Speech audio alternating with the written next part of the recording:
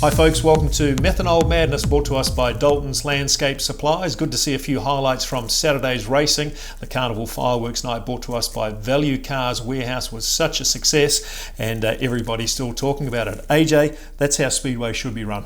Absolutely, and we talked about it last week. It creates atmosphere, the entertainment, the standard of the racing, and one of the drivers in Victory Lane actually said, when there's a crowd, we so want to perform, plus the venue, it's the big package. Louise, you were busy all night doing our presentations and interviewing our two superstars from America, Joel Myers Jr. and Brennan Crouch.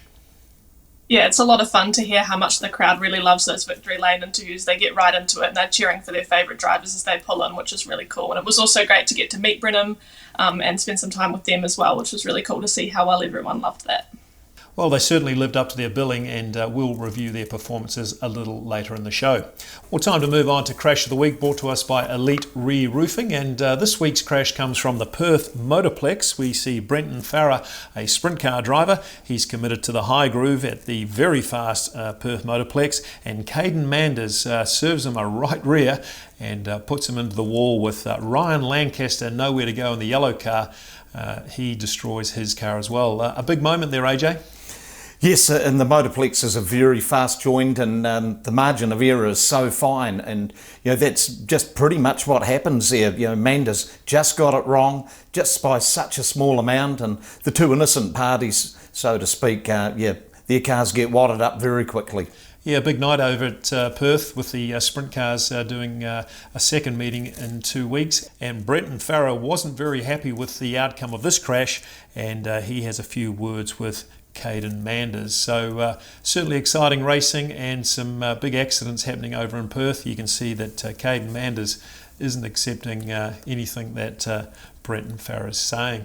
Well, time to move on to the Value Cars Warehouse review of the night. And the first class we'll look at is the quarter midgets. Louise, a big field of quarter midgets racing. Yeah, we had roughly about 20 of them, which is as many as we've got registered to Christchurch, which is fantastic growth in comparison to only just a mere few years ago. So it was Jack Brownlee's returning to Victory Lane there. He had a stellar night going 3 for 3 there, as well as the extra fun race that they had at the end was a great addition for the class as well. But Darcy Rasmussen continued to be in strong form against Jack, but didn't have anything for him in the feature. And it was Jackson Clark taking out his first Ruapuna podium of the year, which was another great result for the SN Racing team. Yeah, I thought it was a great result for Jackson, certainly winning a heat and getting onto the podium.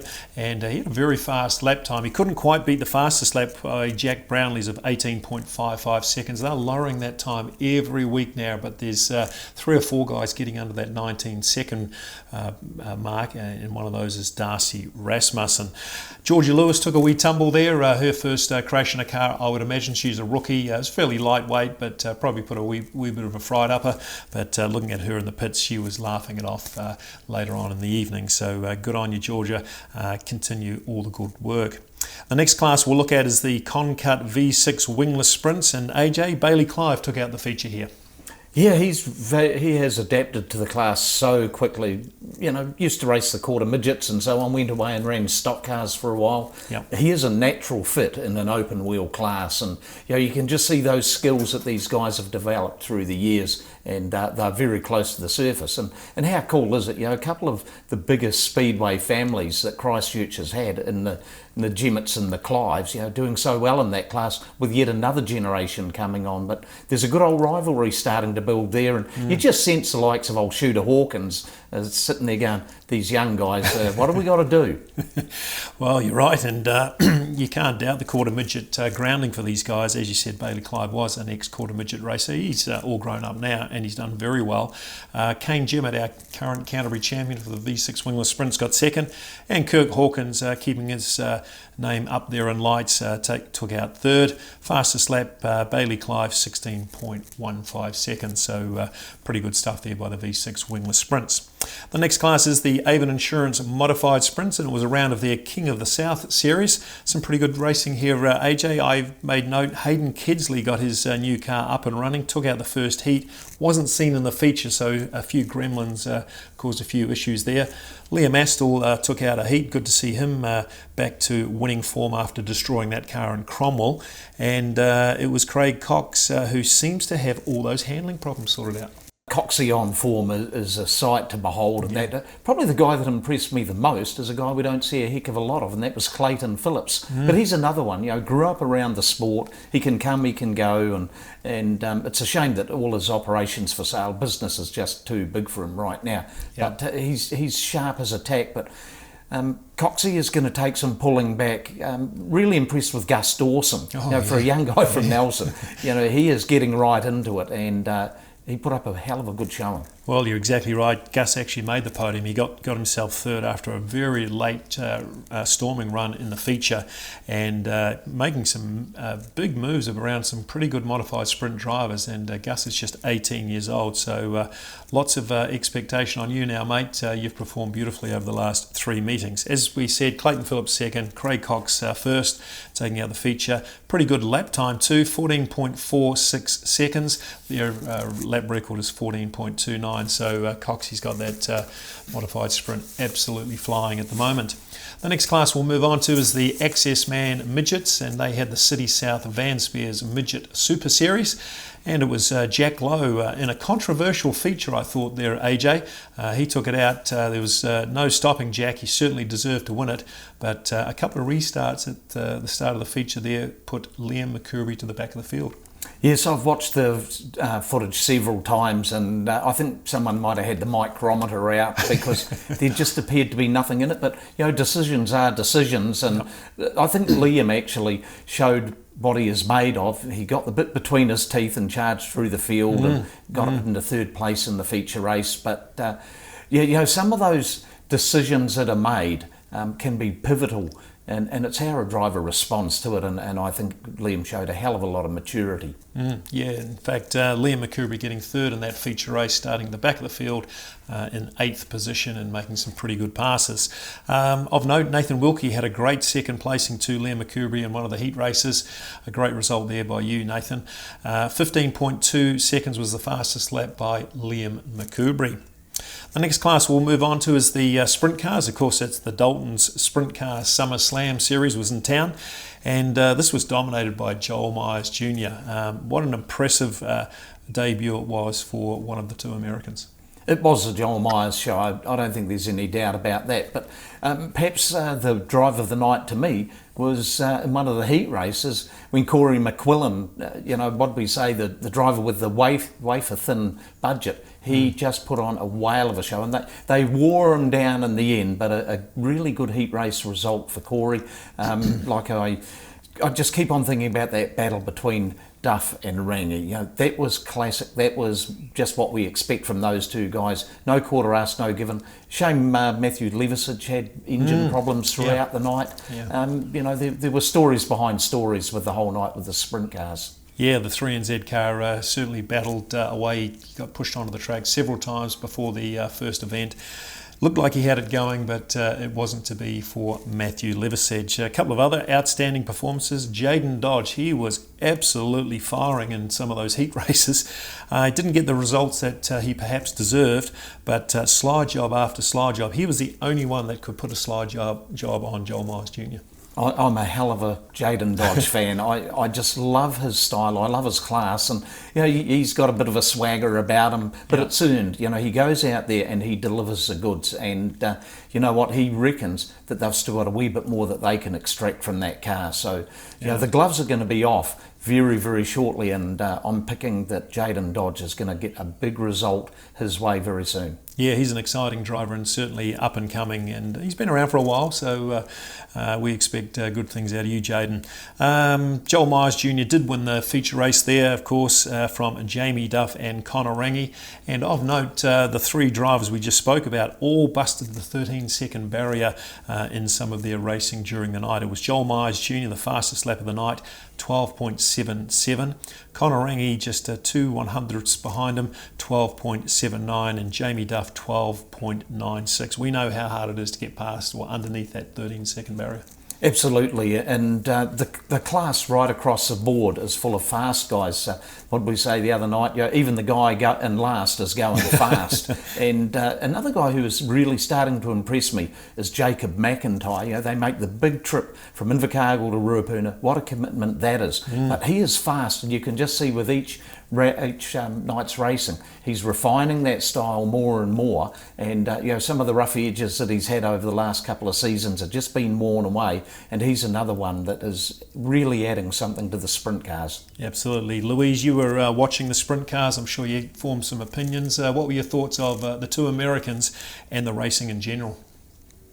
Yeah, the feature for the sprint cars was actually a really good race, I thought, throughout the whole field. There was so many battles going on, right back to Oscar Harcourt, Caleb Bourne, Steve Duff Jr. They were all battling for kind of that 7th, 8th position back there for a long time. There was obviously Brenham making that charge to the field. You could just instantly tell when Brenham clicked with the car, and as soon as he did, he was just away. And as they alluded to earlier, maybe a couple more laps and he could have, improved on his position. But I thought it was great racing all around. Yeah, I think Brenham Crouch is the dark horse for a guy that only just looked at the track, half an hour before he had to step into that sprint car, a car he hadn't ever driven. He adjusted beautifully, and I think he's going to be a real exciting driver for the future. Well, the next event that we'll review was the Last Man Standing. Of course, that was brought to us by Joinery Vision, Speed Art and Gavin Cox Furniture. And this was initially set to be 8 drivers there, AJ. We had some issues with competitors not wanting to take the track, but we did start with 5 on the track, and the actual Last Man Standing was pretty exciting. Oh, it was, and Joel Myers, he was gone like a robber's dog, but the action behind him was pretty frenetic, and sadly I actually think it was the public who were robbed of something very, very special. It still ended up being pretty darn good, the Gavin Cox Furniture Last Man Standing, but there was that little sense of what could have been. Yeah, a few politics going in behind the scenes there, but the Last Man Standing still a success as far as I'm concerned. And for those that were on the track, they'll remember Conorangi and Jamie Duff absolutely hammering it out to hold on to second position. There must have been more wheel standing than a BMX competition, mate. It was unbelievable, and certainly made for an exciting, I think it reduced 10 laps in the end, but the initial Last Man Standing, despite some of the difficulties, it certainly got a pass mark from my point of view. It was a great night at Ruapuna Speedway on Saturday night, and joining us on the show is Joel Myers Jr. Joel, that was an incredible start to your racing career back here in New Zealand, mate. What did you make of it all? Oh, yeah, we just kind of got fortunate enough that our car was really good out of the bat. Luckily they gave us 5 hot laps, me and Brevin both, so that kind of was nice to be able to shake the car down and, just see what we had, it being a new race car and a new engine and everything else. So then that made it really nice, and then felt pretty good there. Just had to kind of tweak on a couple little things and make it better for the heat race. So the first heat race, I felt I was kind of content running second, and just Connor made one little slip running in lap traffic, and we were able to sneak under him and get the win. So I feel like it was a really good night, obviously, and just kind of got really lucky, in some circumstances. And I'll take luck any day of the week. So just hope that. Well, you certainly impressed the crowd, mate, and certainly lots of oohs and ahs as your 46C car was going around the track. You were certainly not scared of it at all, pulling wheelies and really holding out our local drivers. Some of the lap times were pretty impressive, mate. Did you feel like you were going fast, or how did it feel in the car to you? Yeah, obviously I felt really good in the car this last weekend, really comfortable, and obviously that helps you driving a lot, is when you feel comfortable and you don't have to really worry about anything, and that's just kind of how I felt, and I just hit lap by lap and just try and make lap traffic quick and get ahead early. Well, you won your first 2 races, and then of course you moved on to the Last Man Standing, and you seemed to blitz the field in the Last Man Standing. Again, that car was on rails. What was it like racing with such a big crowd there on the night? Yeah, it was awesome that they could sell out, I believe, and obviously have a great crowd. It helps us sell T-shirts and everything else. So, everybody who bought T-shirts and supported us while we were there, and hopefully it's the same here in a couple of weeks. AJ, it was an outstanding performance by Joel Myers Jr. and he certainly lived up to top billing. I think Brenham Crouch did very well, actually, considering he didn't have too much time to get used to that car. We'll talk about him in a moment, but what were your thoughts of Joel Myers Jr.? What really impressed me was almost straight out of the box he was fast. It's as though he hadn't flown back to the States and been over there for the last 6 or so months, and he's just built on from last season, and really impressive. But also the fact that he was already looking for those little opportunities. Connor had the slightest stumble in that lap traffic, and Joel was just straight through. Well, I'll tell you what, Joel, there's plenty of North Islanders watching your performance, and of course you're going to the New Zealand title a little bit later on. That certainly put a shot across the bow for the North Islanders. You must be looking forward to taking the car across the straight and competing at Western Springs this year.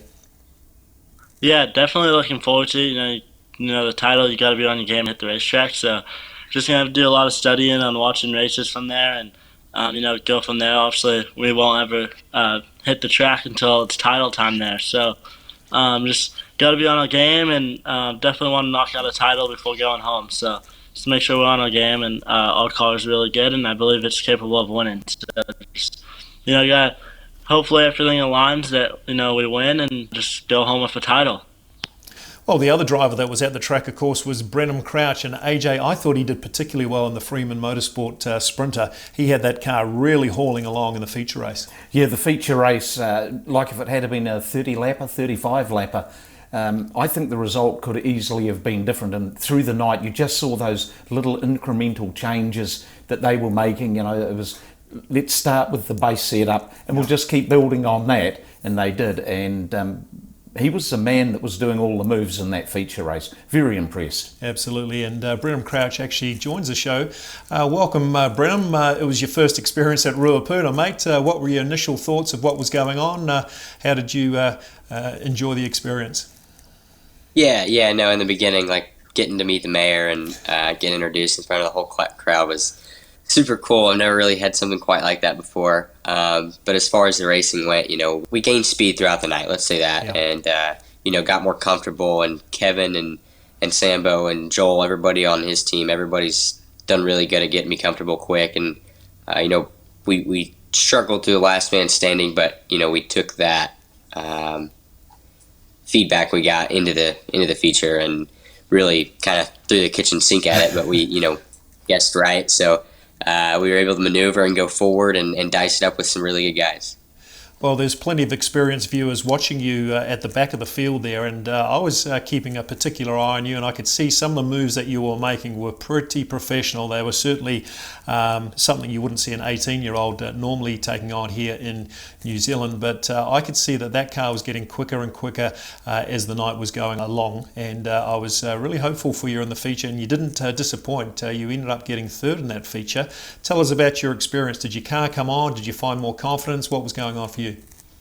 Yeah, more so a combination of both. The more my fuel load burnt off, the better, I was able to lay left and just, maneuver and dice it up with guys, like I said before. And, that helped along with confidence. The more laps I made, the better I felt, and the more stuff I kind of got to try, and, the more I got to run around cars and make moves. So, yeah, no, just a big thanks to Kevin and Joel and Sambo, everybody that's been a part of making me comfortable and getting me into the groove of things. We've still got a little bit of work to do, but I feel like here in the next couple of weeks we'll be right where we need to be. Yeah, I think for the experienced viewer again, you're going to be improving probably quite quickly, and certainly looked good, that car going around the track. Thanks for joining the show, Brennan. We'll catch up with you at the next meeting, which will be our 16th of December meeting, and of course that'll be your first experience at the Hydrolink War of the Wings. Just before you go, mate, what do you know about the Hydrolink War of the Wings? Yeah, I know that my car owner's involved in it a decent amount, and I think it's the series here on the South Island for sure. I'm looking forward to dicing up with those guys and competing for a title. Good stuff. Thanks again, Brendan, for joining the show. AJ, great to have these guys here. They represented America pretty well, and for two young guys, they are pretty impressive, and there's certainly a few sprint car drivers looking over their shoulder now. Oh, exactly. But, there is a flip side to it, and you start noticing our guys get dragged along by the process. And, we saw a classic kind of rangy Jamie Duff dice going on, which we kind of haven't seen the last year or so for a variety of reasons. And so it brings the guys along. And I think that the strategy is unwittingly really improving the South Island in one thing. If the South Island was seeing more experienced drivers, it might be more of a holiday. For these young guys, they've got a lot of fire in their belly. They want to prove to themselves and their families and their followers and the people here that they can drive these darn things, and bring on the young guys. Yeah, it's really set the sprint car class alight now, and certainly the crowd have bought into it, and a couple of those moves in the last man standing from Conor Rangi and Jamie Duff were just outstanding, and I think you're right, the Americans are certainly upping the level for everybody at the moment. Well, it's going to be an exciting season of racing at the Racecourse Hotel and Motor Lodge Ruapuna Speedway with our 2 Americans, and of course all those big events that are happening at the track. After the break, folks, it's Dirt Track News. Welcome to Wellington's largest caravan and RV shop. CB Caravans and RV Centre look after repairs and maintenance, and they are leak specialists. CB Caravans and RV Centre import UK caravans. Need to sell? They can help. CB Caravans and RV Centre, your caravan solution. Catch up with Will and Wendy today. Well, time to move on to Dirt Track News, brought to us by CB Caravans and RV Centre. And the sprint cars were racing at Bay Park, and a new feature winner this week, Ayrton Hodson, took out his first feature win at Bay Park over Jamie Larson and Mad Max Guilford. Jamie Larson was leading most of that race, and Ayrton Hodson made a very brave move towards the end of the race and managed to hang on to win his first feature win. So I'm pretty sure Ayrton will be very pleased about that. Jamie Larson, good to see him finding a bit more consistency, AJ, because he'll be coming down for some of those sprint car events later in the season. It is no show without punch when it comes to Jamie Larson and that team, and they just seem to hit their spot just at the right time, and what's happened in the past, they'll just keep on moving along from that, and he'll be back in victory lane anytime soon. Yeah, Jamie Larson's got his old Maxim car, I believe. That was the old setup he used to race a couple of seasons ago, and certainly finding pretty good form. Mad Max Guilford, well, we all like Mad Max, and he took out third in the feature race, making some very late moves towards the end of that feature, so another good result for him. The CB Caravans and RV Centre sponsored driver Dean Brindle continued his consistent form. Another fourth for Dino, so he's in pretty good form at the moment. The next item we'll move on to, AJ, the Access Man Midget Car Championship. It's getting closer every day, isn't it? And I think anticipation is going to be really high. Last week, there was the announcement about Michael Pickens and Brad Mosen heading over to the USA for the Chili Bowl. Yep. But other drivers are just going to keep on building their momentum, and I'm particularly excited to see some of these younger drivers that are really going to start establishing themselves within the midget car ranks. But again, I reiterate that our South Island boys are going to be there or thereabouts. There's several of them that have got really good chances of shining and making a name for themselves. Yeah, exactly. And some of those young drivers you're talking about, Campbell Stewart's one that's got some pretty good results up in the North Island. There was some midget car racing at Palmerston North. Mitch Fabish is another young midget car driver, and Mitch took out the feature race from Carlos Stone, and a visitor to Ruapuna, Brent Hewis. Yeah, and Palmerston North is actually quite a good venue for midget car racing. It's flat and it's not particularly wide, but it condenses the action. And Mitch Fabish, he's another one he's done enough laps now that he's got some real opportunities right in front of him. The Methanol Madness Sprint Week on the 5th, 6th, 11th and 13th of April is one to put into the diary. Of course, we've got sprint cars and midgets featuring that week, and we've got some announcements about a possible Midget Car Gold Cup. Still hasn't been confirmed yet, but we're getting very close on that one. Michael Pickens raced at the Perth Motorplex again in his midget this time in the 30-lap John Day Classic. Louise, this was a pretty strong field, including Logan Seavey. Yeah, cool to see Michael and Logan make the trips from their home country to compete in Perth over the weekend. It's definitely shaping up into that off-season for the States when everyone kind of makes their trips over. And it was cool to see Logan take out the win. Obviously, Michael was very strong all night, but a little bit of hesitation in lap traffic, and it was all over for him, unfortunately. Hard to believe Michael Pickens had a last lap pass put on him to lose out to the very fast finishing Logan Seavey. So certainly some good racing happening over at Perth at the moment. Our American drivers Joel Myers Jr. and Brenham Crouch were very impressive on Saturday night, and AJ, they'll take on the Hydrolink War of the Wings at our next meeting, which is the 16th of December. Yeah, it's going to be a big start to the Hydrolink War of the Wings campaign. I think the field will be between like 18 and 22 cars, and there'll be a number of drivers that make the journey to Ruapuna we haven't seen so far this season. The American boys are going to take some sort of cutting back, aren't they? But the Hydrolink War of the Wings is something that aspires and inspires a lot of drivers, and they're not going to be handed this on a plate by any stretch of the imagination. Really looking forward to Mad Max Guilford coming down. He will be the cat among the pigeons. Absolutely. We like Mad Max's style. He's certainly not afraid to bomb a few slide jobs from time to time.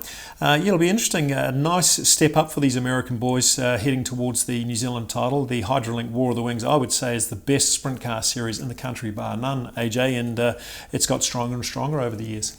It does, and it has been. There's a lot of work that goes in behind the scenes with it, and the Hydrolink War of the Wings, people shouldn't forget, that is actually why Joel Myers and Brenham Crouch have come to New Zealand. That was what they wanted to compete in. The fact that we saw them in the Daltons Summer Slam was great. The fact that they're going to Nelson this week, it's good because there's a gap in the calendar, and they're young guys that want to be racing, but they want that title. And the Hydrolink War of the Wings are starting to generate a lot of interest. And we actually had a look at streaming numbers from last season, and the American interest in this deal is considerable. And the other night, I started checking out the followers on the Facebook page, and there's Californians everywhere. And so it's got some real international interest in it. Absolutely, and talking about streaming, RJP TV, our official streaming partner, indicated to us plenty of Americans tuned in on Saturday night watching our two Americans competing, and I'm sure there'll be many more watching the Hydrolink War of the Wings. Okay, time to look at our next meeting at Ruapuna. Of course, it is the Hydrolink Sprint Car War of the Wings, but it's also the Ryan Stone Memorial Race, AJ. A very special race, remembering a very special person, and Stoney, he was taken far too young, but he also committed his life to TQ racing. He was an avid historian of the sport, did a lot behind the scenes to promote it, ran an experimental car for a season or so, That's right. Accepting no points or no prize money or anything, which was part of the deal. But he was quite prepared to commit his individual sort of fortunes to see that the class improves, and I do think that the strength of TQs these days has built on the legacy left by Ryan Stone, an outstanding young man. Yes, he was taken far too early, and what you're talking about, of course, is the adoption of the water-cooled engines. They went to the GSXR 750 water-cooled engines, and at the time people were screaming blue murder, you can't go to these things, we need to stay with the old traditional oil-cooled motors. But thanks to Ryan and his commitment towards it, they've got a 2005 GSXR 750 motor in the class. Probably need to look at that, boys, and update that rule a wee bit. That motor's getting a little old now and very hard to find engines for the TQs. Well, time to move on to our weekly competition. Louise, what can you tell us? If you head on over to the Ruapuna Speedway Facebook page, you'll see this post up there. All you have to do is share and or comment, tagging in your friends, letting them know that we're racing on the 16th of December for the War of the Wings and the Ryan Stone Memorial Race. All you have to do is comment on it to go into the draw to be in to win one of 10 family passes we'll be giving away. Yeah, we've been getting great support from our supporters with our share and win competitions, and certainly we'll continue those on right throughout the whole season. Well, a big weekend of racing at the top of the South Speedway in Nelson. We've got the New Zealand TQ Championship, and Louise, we've also got some sprint car racing. Yeah, it's another big weekend for the sprint cars. The numbers don't exactly reflect it, but they're still sitting at about half a dozen, which on a small track like Nelson, I think will put them in for a good show anyway, with the Americans also attending. So Friday night they'll be competing for the Paddy North Memorial, which is of course in memory of Paddy North and the great legacy that he left for sprint car racing, especially in that region. Yep. And Saturday night they'll be competing for the Sunshine Classic. Yeah, the Sunshine Classic's a pretty successful event. I remember when Daniel Thomas took it out a few years ago. AJ was our first experience in seeing this North Islander, who obviously is now the 1NZ Sprint Car champion. Great track for sprint cars, and yeah, the numbers, it'll be around that dozenish sort of thing. The action happens very, very quickly at Nelson, and it'll be a hell of a good event. The TQs is going to be a very, very exciting prospect. It's a great wee bull ring at Nelson. Yeah, 47 competitors apparently, and perhaps we should take a selection, see who gets closest to who's going to be the New Zealand TQ champion. Louise, you get to go first. Who's your top pick, and perhaps who's your favourite local? Yeah, there's definitely a lot of drivers that are very capable of winning this, and on such a small track I think that necessarily it might not come down to only talent. There's going to have to be a lot of luck and skill involved. I think if I was to go for a local winner, I'm going to say my brother obviously as one, but I'd also go with probably Scott Bailey's got a really good chance. And then I think some real threats from the North Island. I think that Regan Tyler is going to have a big shot. Yeah, well, Regan is a good peddler, and I see Aaron Humble's coming down to defend his title as well. I'm going to go for Aaron Humble. I think he can do it again. He's really put a lot of work in this season. He's travelled a lot, and he's been to Nelson already to get some lap time there, so he's pretty serious. And on the local front, Aaron Finlay. For me, I've been watching Aaron for the last 3 years, and he's got better and better, and just with a bit of luck, he may just find himself up on the podium. AJ, we've left a few for you, mate. Who are you picking? Oh, look, there's a lot to pick from. I'll actually say that Alicia Hill has run really strong up there in the TQ events this year.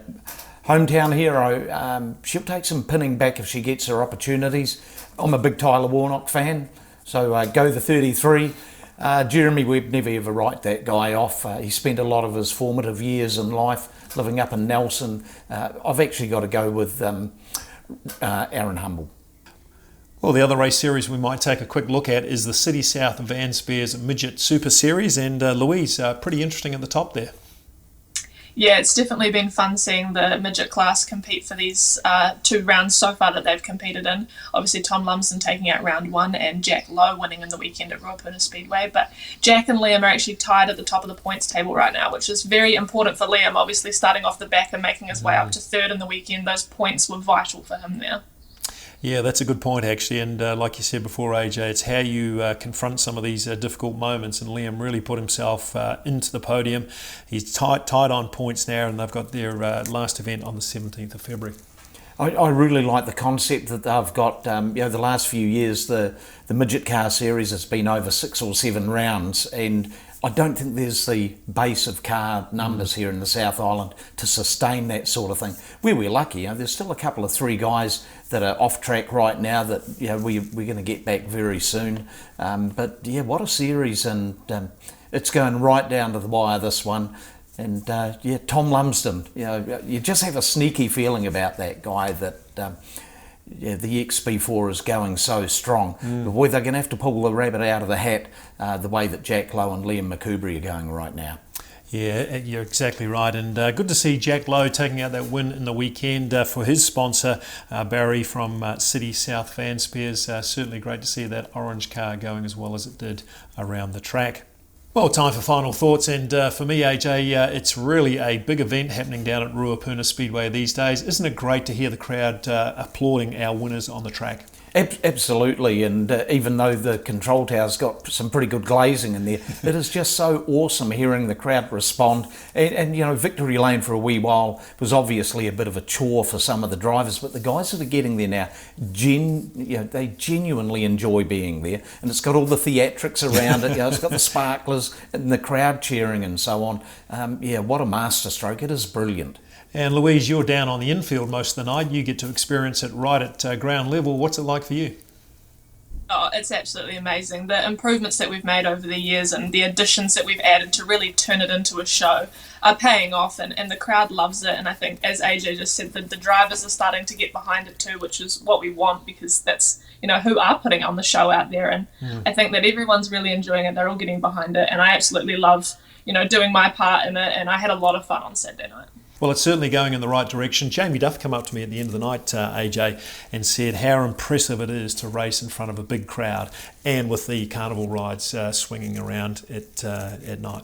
Yeah, and those guys are buying into it. It is the atmosphere, it is the vibe, and it is just not a night of going and watching some cars racing around. And, places that are just going to stick with that, I suspect, are just going to fall by the wayside because Speedway is about entertainment. Let's not sort of let some of the political stuff ruin it. Let's take about 50 pages out of the rule book, but let's put on a show. Well, folks, that's the end of the show. My thanks to Louise Smith, AJ Batt, Brenham Crouch and Joel Myers Jr. And until next time, keep your foot up it.